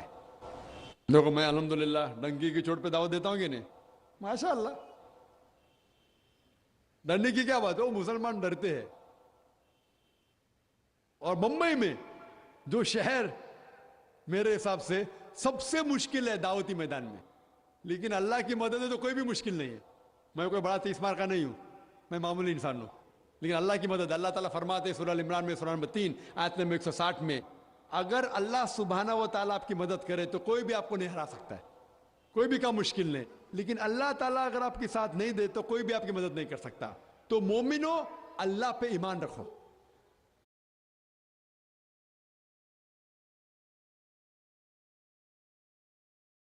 آپ کے سوال میں یہ تھا کہ لوگ بھڑکا رہے ہیں.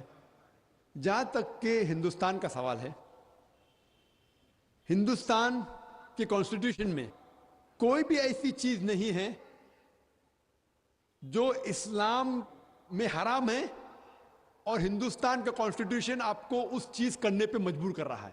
میرے علم میں ایسی کوئی بھی چیز نہیں ہے جو اسلام میں حرام ہے اور انڈین کانسٹیٹیوشن، انڈین گورنمنٹ آپ کو فرض کر رہا ہے. مثال کے طور پہ اسلام میں شراب پینا حرام ہے، ہندوستان کے کانسٹیٹیوشن میں یہ نہیں لکھا کہ شراب پینا فرض ہے. ایسی ایک بھی چیز نہیں ہے جو ہمیں مجبور کرتی ہے حرام کرنے پہ، اور جو چیز فرض ہے وہ انڈین گورنمنٹ نہیں کہہ رہی کہ حرام ہے. مثال کے طور پہ نماز پڑھنا فرض ہے، انڈین گورنمنٹ روکتی نہیں ہمیں. تو ایک مسلمان ایک اچھا مسلمان ہونے کے ساتھ ساتھ اچھا ہندوستانی بھی ہو سکتا ہے. انڈین گورنمنٹ کے اندر کوئی بھی رول ایسا نہیں ہے، کوئی بھی لا نہیں ہے جو ہمیں روکتا ہے اچھا مسلمان بننے سے. میں جانتا ہوں کچھ پولیٹیشین لوگ اپنے ووٹ بینک کے لیے کرتے، لیکن چند پولیٹیشین لوگ اپنے ذاتی فائدے کے لیے یہ مذہب کا غلط فائدہ اٹھاتے اور لوگوں کے بیچ میں دشمنی پیدا کرتے ہیں. جیسا ہم دیکھتے ہیں گجرات میں کیا ہو گیا. عام طور پہ عام ہندو اور عام مسلمان ایک دوسرے سے محبت کرتا ہے، لیکن یہ چند پولیٹیشین کے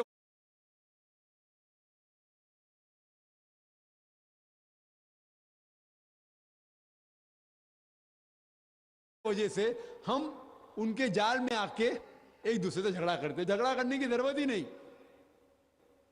آپ قرآن کو اگر فالو کریں گے، تعالیٰ الی کلمۃ سواء بین بینکم، اس بات پہ آؤ جہاں پر ہم میں یکساں ہے. کبھی پرابلم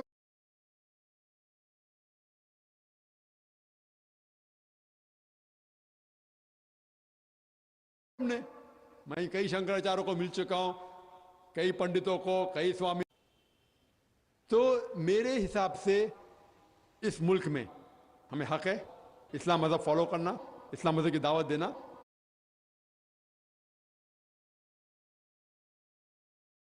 تو میرے حساب سے ہے حق کے خلاف، تو یہ غلط ہے. ہمیں جو جہاد کرنا چاہیے وہ حق کی طرف، اللہ کی طرف، وہ صحیح جہاد ہے. بہنوں کی طرف سے کوئی سوال؟ میرا نام شمع پروین ہے اور my question is for clarification. آپ نے اپنی تقریر میں کہا تھا کہ 80 کروڑ غیر مسلم ہندوستان میں اس بات کی شہادت دے رہے ہیں کہ اسلام تلوار کے بل پر نہیں پھیلا. اس کے باوجود ایک مخصوص طبقہ مسلمان بادشاہوں پر یہ الزام کیوں لگاتا ہے کہ مندروں کو گرا کر مسجدیں بنائی گئی ہیں؟ برائے کرام اس کی وضاحت کر دیں. السلام علیکم. بہن نے اچھا سوال کیا کہ جب 80 کروڑ غیر مسلم شہادت دے رہے کہ اسلام میں زبردستی کس کو داخل نہیں کیا گیا تھا، تب بھی کیوں لوگ کہتے ہیں کہ مسلمان بادشاہوں نے مندریں گرا کے مسجدیں بنائیں اور مندروں کو لوٹا؟ ہر مذہب میں every religion has black sheep. ہر مذہب میں کوئی نہ کوئی انسان ہوگا جو مذہب کا نہیں فالو کر رہا ہے، چاہے وہ ہندو مذہب ہو یا عیسائی مذہب ہو یا اسلام مذہب ہو. تو یہ بولنا کہ کوئی بھی مسلمان بادشاہ نے مندر نہیں گرا، یہ بالکل غلط ہے. لیکن یہ جانتا ہوں کہ چند مسلمان بادشاہوں نے مندر پہ حملہ کیا. کیوں؟ کیونکہ مندر میں جائیداد تھی. وہ غلط ہے. قرآن کی آیت ہے کہ مونسٹریز، چرچ، گردوارا، اس کو آپ مت تباہ کرو. یہ قرآن کی آیت ہے.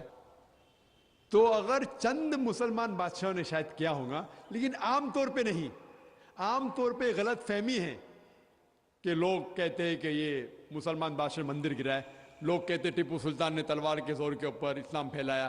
ہم دیکھتے ہیں آج کی تاریخ میں بھی، آپ جائیں گے میسور میں، اس کے بازو میں، اس کے محل کے آنگن کے اندر ہی ایک مندر ہے.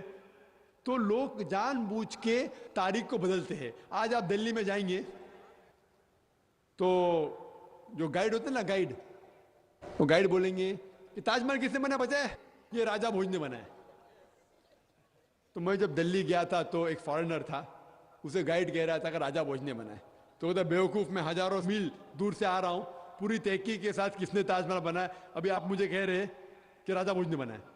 تو اس طریقے سے تاریخ کو بدل رہے. قطب مینار کس نے بنایا؟ ایک نیا نام لیتے ہندو. تو یہ ایک سازش ہے تاریخ کو بدلنے کے لیے.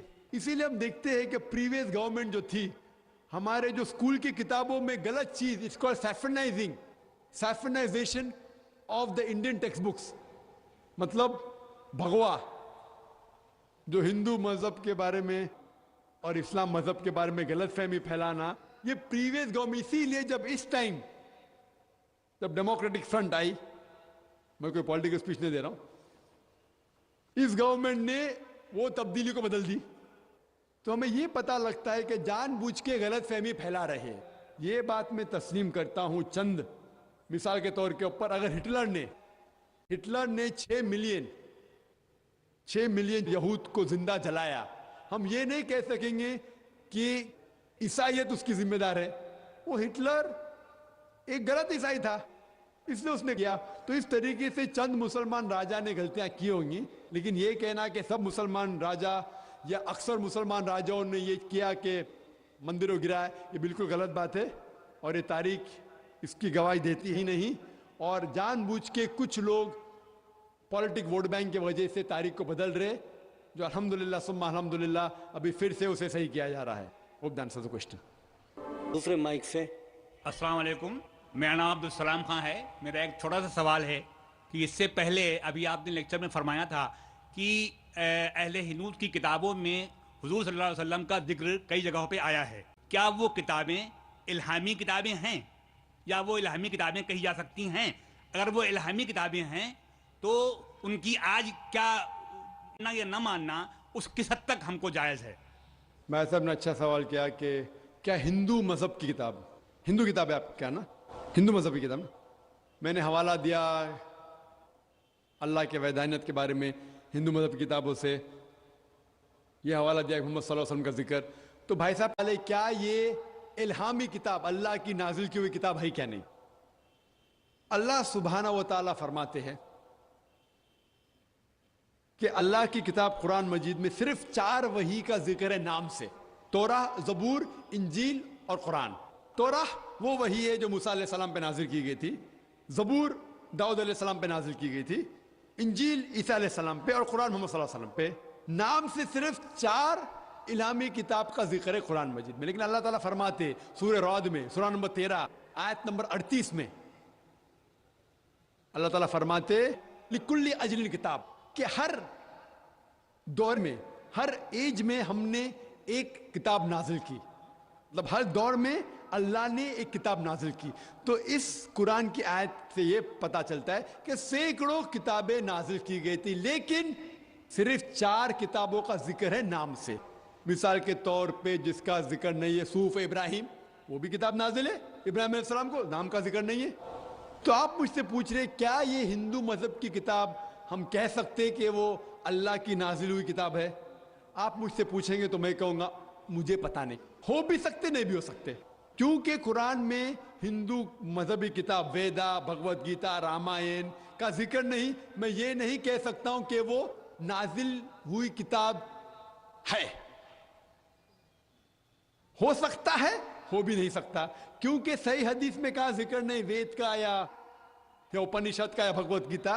मैं ये कह सकता हूं कि हो सकती है, लेकिन अगर ये वेदा, भगवत गीता, उपनिषद अगर नाजिल की हुई किताब है भी तो वो उस वक्त के लिए, क्योंकि जितने किताब कुरान मजीद के पहले आए अल्लाह ताला फरमाता है और सही हदीस में है सही बुखारी के कि वो सारे किताबें उस वक्त के लिए थी और एक महदूद वक्त के लिए थी और उन लोगों के लिए थी। तौरा नाजिल की गई थी उस वक्त के लिए, उन लोगों के लिए। इंजील नाजिल की गई थी सिर्फ यहूदियों के लिए और उस वक्त के लिए। तो जितने भी किताब कुरान मजीद के पहले आए वो उस वक्त के लिए थी और उन लोगों के लिए थी। तो अगर मान भी लेते हम कि वेदा अल्लाह की किताब है, अगर हम मान भी लेते हैं भगवत गीता अल्लाह की किताब है, जितने भी किताब पहले आए क्योंकि वो महदूद वक्त के लिए थी, उन्हें अल्लाह सुब्हाना व तआला ने महफूज नहीं रखा, क्योंकि अल्लाह की आखिरी किताब कुरान मजीद ता क़यामत तक है। अल्लाह ताला फरमाते सूरह हिजर में सूरह नंबर 15 आयत नंबर 9 में कि हमने एक किताब नाजिल किए और हम इसकी हिफाजत करेंगे। कुरान मजीद में तब्दीली आ ही नहीं सकती। अल्लाह ताला ने अपने आप पे जिम्मेदारी ली कि उसे कोई भी तब्दील नहीं कर सकता। लेकिन जितने पहले किताब आए तौरा, जबूर, इंजील और जिसका नाम भी नहीं है وہ تبدیلی ہو چکی. تو اگر آپ مان بھی لیتے کہ بھگوت گیتا وید اللہ کی نازل کی کتاب ہے, اگر مان بھی لیتے مثال کے طور پہ, تو وہ اس وقت کے لیے تھی اور ان لوگوں کے لیے ہے. آج کی تاریخ میں ساری انسانیت, چاہے وہ ہندوستان میں جی رہی ہے, امریکہ میں, سعودی عربیہ میں, سارے انسانوں کا عمل ہونا چاہیے آخری کتاب, اور وہ ہے قرآن مجید. Hope that answers the question. دوسرے مائک کی طرف سے اگر کوئی غیر مسلم بھائی ہیں تو وہ سوال کریں. ہاں ذاکر صاحب, میرا نام راجیو سکسینہ ہے, میں یہاں بزنس کرتا ہوں لکھنؤ میں. میرا ایک سوال ہے کہ قرآن مکمل ضابطۂ حیات ہے, یہ ہم سب مانتے ہیں, مگر کیا وجہ ہے, آپ نے فرمایا کہ 130 کروڑ مسلم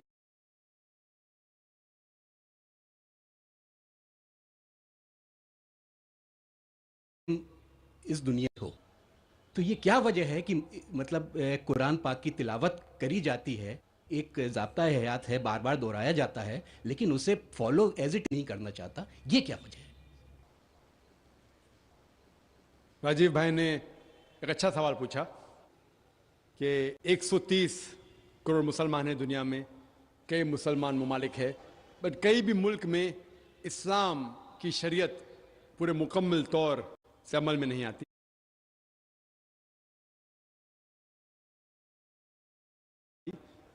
عمل نہیں ہوتی. کچھ حد تک میں آپ سے سہمت ہوں کہ ٹھیک 100% پوری شریعت میرے علم میں کوئی بھی ملک میں پوری 100% سے عمل میں نہیں آتی. لیکن جو بھی ملک میں جس شریعت کا حصہ اس کا عمل جہاں ہو رہا ہے, وہاں سب سے زیادہ آپ دیکھیں گے امن ہے, اور سب سے زیادہ اس شریعت کے معاملے میں فائدہ ہے. مثال کے طور پہ سعودی عربیہ میں کرمنل لا فالو ہوتا ہے. جو کرمنل لا ہے, جسے کہتے ہیں کہ جہاں تک سزا کا, کوئی بھی اگر کوئی غلطی کرتا ہے اسلامک شریعت میں سزا ہوتی ہے, وہاں سب سے زیادہ امن ہے. مثال کے طور پہ لوگ یہ کہتے ہیں کہ اسلام مذہب دہشت کا مذہب ہے, جب بھی کوئی چوری کرتا ہے تو اس کے ہاتھ کاٹے جاتے ہیں. کیسا مذہب ہے؟ میں یہ کہتا ہوں کہ باقی دیگر مذاہب اچھی باتیں کہتے ہیں, اسلام اچھی باتیں کہنے کے علاوہ کس طریقے سے اس چیز کا عمل ہو سکتا ہے اس کے بارے میں ذکر کرتا ہے. مثال کے طور پہ ہر مذہب کہتا ہے کہ رات کے چوری مت کرو, یہ طریقہ بتاتا ہے کہ کس طریقے سے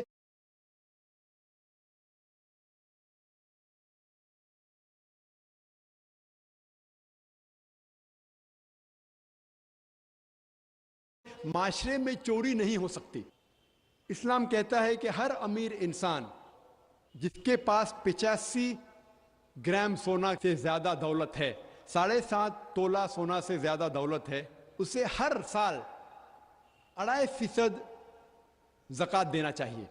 اگر ہر امیر انسان زکوٰۃ دے تو غربت دنیا سے ہٹ جائیں گی, مٹ جائیں گی. کوئی بھی انسان کبھی بھی بھوک سے نہیں مرے گا. اس کے بعد اللہ تعالیٰ فرماتے سورہ مائدہ میں سورہ نمبر 5 آیت نمبر 38 میں,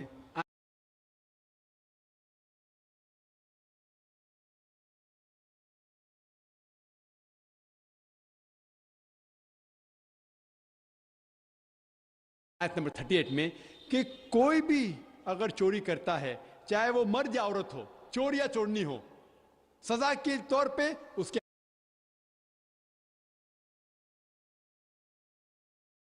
ہاتھ کاٹ ڈالو. ملک ہے جہاں زیادہ سے زیادہ چوری ہوتی ہے.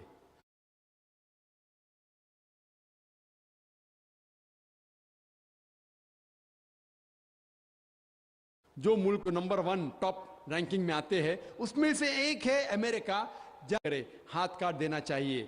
تو یہ چوری امریکہ میں بڑھیں گی, وہیں کے وہیں رہیں گی, یا گھٹیں گی؟ کیا ہوں گی؟ گھٹیں گی.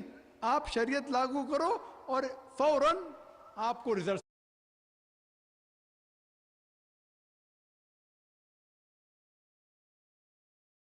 ملیں گے, نتیجہ ملے گا. ہم دیکھتے ہیں کہ سعودی عربیہ جہاں یہ کرمنل لا میں لڑکیوں کو چھیڑا جاتا ہے, لڑکیوں کا بلاৎکار کیا جاتا ہے, عورت کا بلاৎکار کیا جاتا ہے. اسلامک شریعت میں حجاب فرض ہے, عورت حجاب کرے, مرد اپنا حجاب کرے. اس کے بعد کوئی بھی آدمی کوئی عورت کا بلاत्कार کرتا ہے اس کے لیے سزائے موت. آپ شاید جانتے نہیں کہ امریکہ جو دیش ہم دیکھتے ہیں کہ سب سے زیادہ ترقی کر رہا ہے, وہاں FBI رپورٹ کے حساب سے 1990 میں ہر روز 1756 ریپس ٹک پلیس, 1756 ہر روز بلاत्कार ہوتے. آپ نئی رپورٹ پڑھتے 1996 کی, crime bureau US department of justice, یہ رپورٹ کہتی ہے کہ ہر روز 1996 میں ہر روز 2713 بلاत्कार ہوتے ہر روز, یعنی ہر 32 سیکنڈ میں ایک بلاत्कार ہوتا ہے. ایک زنا بالجبر ہوتا ہے امریکہ میں ہر 32 سیکنڈ میں. ہم اس میدان میں 2 گھنٹے سے ہے, جب سے ہم اس میدان میں ہیں 200 سے زیادہ بلاत्कार ہو چکے ہیں امریکہ میں. میں یہ پوچھنا چاہتا ہوں, اگر ہم شریعت لاگو کرے امریکہ میں کہ خواتین حجاب کرے, مرد حجاب کرے, اس کے بعد اگر کوئی بلاत्कार آدمی کرتا ہے سزائے موت.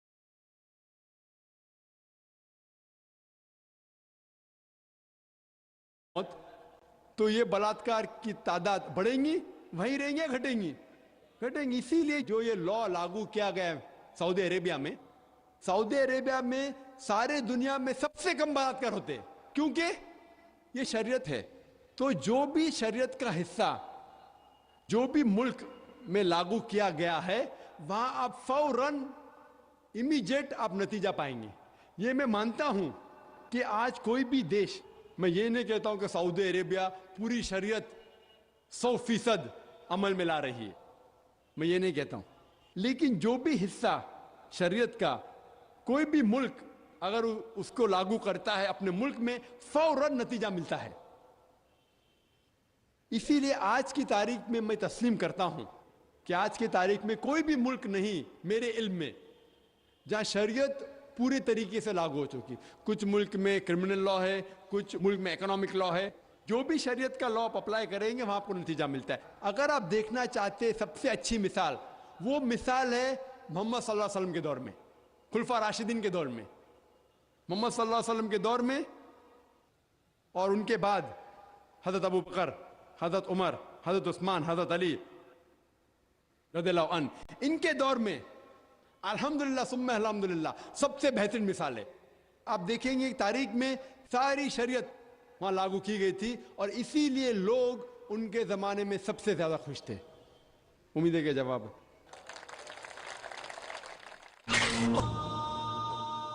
یہاں بھائیوں کی طرف سے. ڈاکٹر صاحب میرا نام عبد النصیر ناصر ہے, میں ڈاکٹر امبیڈکر مہاسبھا کا سیکریٹری ہوں. امبیڈکر مہاسبھا میں 67 IAS ادھیکاری ہیں دلت. بہت سے لوگوں سے میں بات کرتا ہوں اسلام کے بارے میں تو کہتے ہیں بابا صاحب امبیڈکر نے کہا تھا میں ہندو دھرم میں پیدا ہو گیا ہوں لیکن ہندوؤں کے مروں گا نہیں. ہم لوگ بھی چاہتے ہیں عام اسلام میں, لیکن جو ہمیں فیسلٹی مل رہی ہے وہ ہم کو دلت کی حیثیت سے مل رہی ہے. کیا دلت جو ہے اسلام قبول کر لے اور نام اپنا نہ تبدیل کرے اور ختنہ نہ کرائے, کیا ممکن ہے یہ؟ بھائی صاحب نے سوال کیا کہ دلت, بابا امبیڈکر صاحب کی کتاب میں پڑھ چکا ہوں. آپ بالکل صحیح فرماتے کہ بابا صاحب امبیڈکر, ڈاکٹر بابا صاحب امبیڈکر, ان نے جب دیگر مذاہب کی تحقیق کی سب سے بہترین مذہب انہیں لگا اسلام. افسوس کی بات ہے کہ ہم مسلمانوں نے کھلے عام انہیں قبول نہیں کیا, اس لیے انہوں نے دوسرا بہتر مذہب بدھزم کو قبول کیا. آپ کا سوال ہے کہ دلت اگر کہتے ہیں کہ ہم اسلام قبول کریں اور نام نہیں بدلے تو کیا یہ جائز ہے, اور ختنہ نہ کرے جائز ہے؟ نام بدلنا اسلام میں فرض نہیں ہے, نام بدلنا اسلام میں فرض نہیں ہے.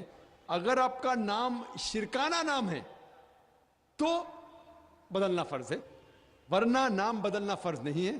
آپ کا پرانا نام پرکاش ہو یا جان ہو, نام بدلنا فرض نہیں ہے. کئی آپ دیکھیں گے صحابہ نے نام نہیں بدلے, تو نام بدلنا فرض نہیں ہے. اگر کوئی شخص کہتا ہے کہ میں اسلام قبول کرتا ہوں, نام نہیں بدلنا چاہتا ہوں, بالکل جائز ہے. آپ کا دوسرا سوال, کیا ختنہ کرنا فرض ہے؟ ختنہ کرنا فرض نہیں, سنت موقدہ ہے, مستحب ہے, اچھی بات ہے, لیکن فرض نہیں.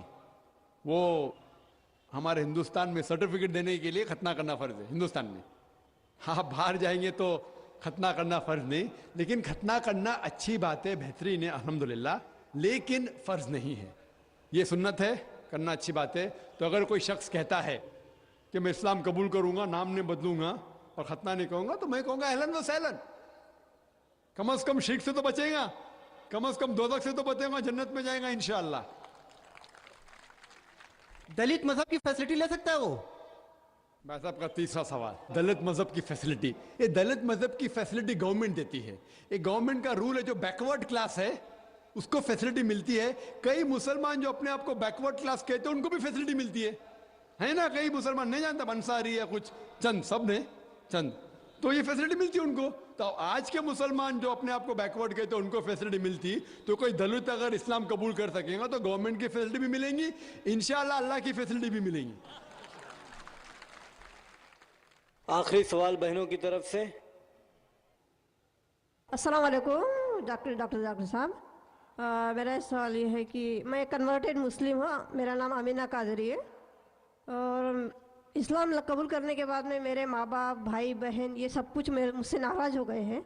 تو ان لوگوں کو کیسی دعوت دی جائے؟ کیا کتابیں آپ کی بھیج کر یا کس طرح سے, مطلب مجھے راستہ بتائیے پلیز. السلام علیکم. میں بہن کو مبارکباد دیتا ہوں کہ وہ اسلام قبول کیا الحمدللہ. اس نے یہ سوال کی کہ اسلام قبول کرنے کے بعد میرے والدین, میرے گھر والے, میرے بھائی بہن مجھ سے ناراض ہے. ہو سکتا ہے, لیکن الحمدللہ اللہ سبحانہ و تعالیٰ آپ سے خوش ہے. اللہ سبحانہ و تعالیٰ جو خالق ہے سارے کائنات کے, سارے انسان کے, اسے خوش کرنا اور اہم ہے. لیکن ساتھ ساتھ اگر والدین بھی خوش ہے تو اس کے جیسا کچھ چیز نہیں الحمدللہ ثم الحمدللہ.